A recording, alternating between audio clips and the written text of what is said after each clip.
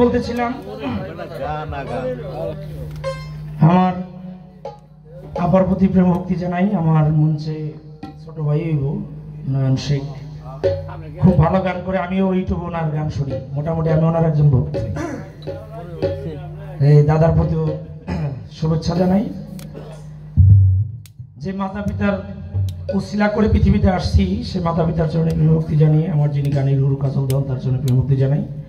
রাত্র একেবারে শেষের দিকে আমার তো আবার বিয়ে লাগে,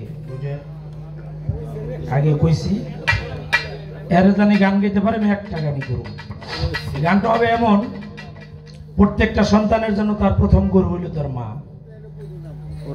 দ্বিতীয় গুরু হলো তার বাবা, তারপরে সাধকরা বলছেন মাতা গুরু, পিতা গুরু, গুরু জ্যেষ্ঠ ভাই, ইহার চেয়ে অধিক গুরু ভজনেতে পাই। আমি অনেক সময় আমার সম্বন্ধে আপনারা সবাই জানেন কি বলার আছে। আমার তো বাড়ি ডেভেলপটা মুন্সি পরিবার।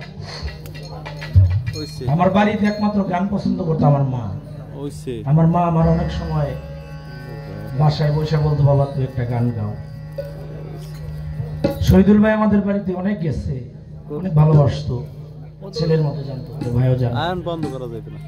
আমি পৃথিবীর মধ্যে, আমি দুনিয়ার মধ্যে সবচেয়ে বেশি ভালোবাসছি আমার জন্মদাতা, যিনি আমার গর্ভধারিণী মা।